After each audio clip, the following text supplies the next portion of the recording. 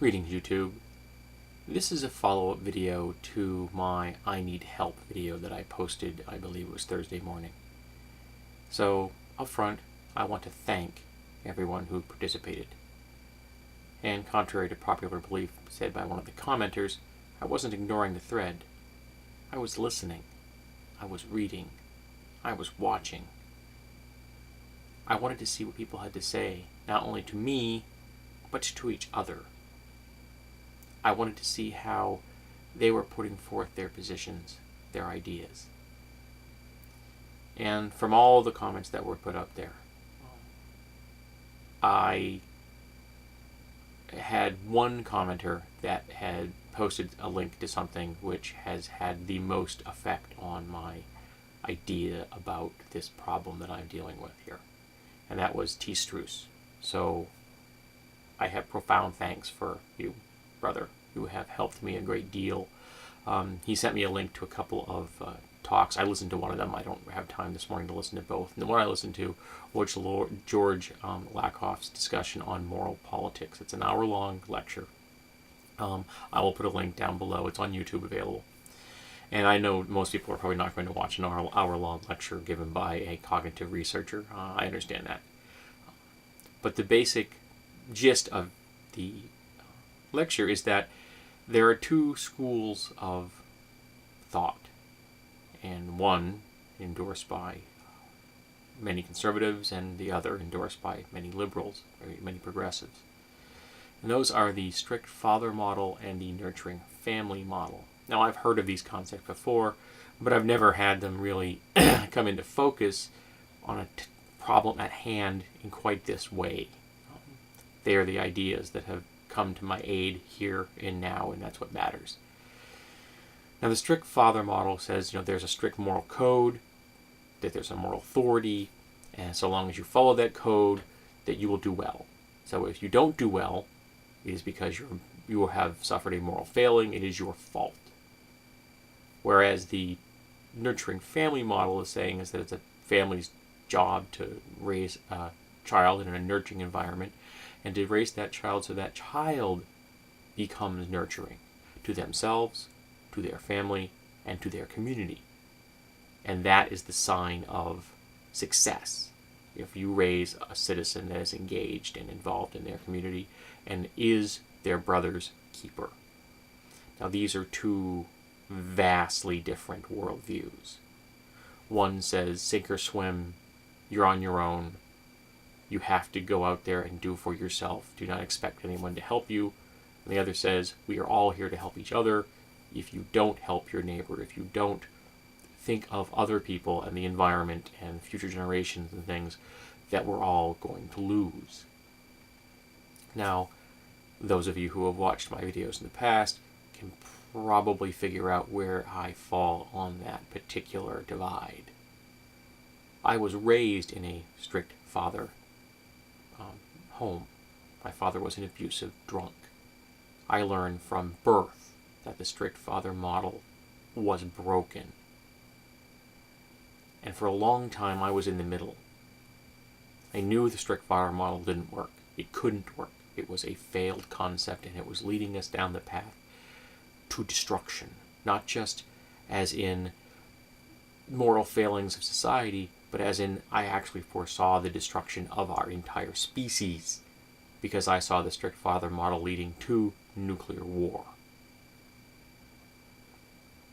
And I didn't know where to go. I was without a moral compass. And through a lot of reading and hard work and friends supporting me, and some good and bad relationships, and some therapy that I've taken in the past, and the therapy I'm in now, and my gods and my faith, I gradually came to realize that the nurturing family model is the path that I have to follow, that I have no choice, that as an educated, informed, compassionate, and empathetic human being, I must hold progressive ideas, and I must hold that they are the correct ideas, that they are the healthiest ideas, the best choice for us as Americans, as neighbors, as friends, as families, as a species. So I have a difficult time when I am confronting people who have the opposite worldview and aren't willing to look towards empathy and compassion, because they see them as weaknesses, not as virtues, as vices, as opposed to strengths. I'm not sure what effect that this whole process that I've been going through in the past few days is going to have on my channel, but it's going to have something. I need to rethink how I do certain things, how I speak about certain things, how I frame my ideas. Because at the moment, all I can do is argue and fight with conservatives, and that isn't going to get us anywhere. It isn't going to change their mind, and I'm definitely not going to adopt their worldview. I know that it's wrong for us. I have to follow the progressive, liberal, nurturing family model, because I want our species to continue, I want our planet to continue, I want the diversity of life that is here to continue.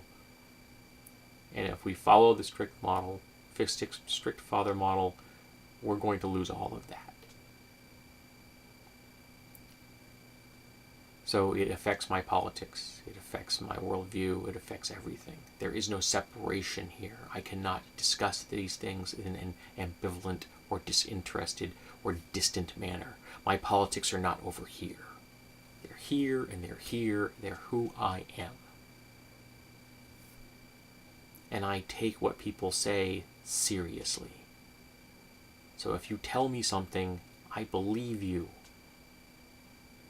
And I have no reason to believe that it isn't something that you hold as dear to yourself as I hold my ideas to myself. So, there you have it.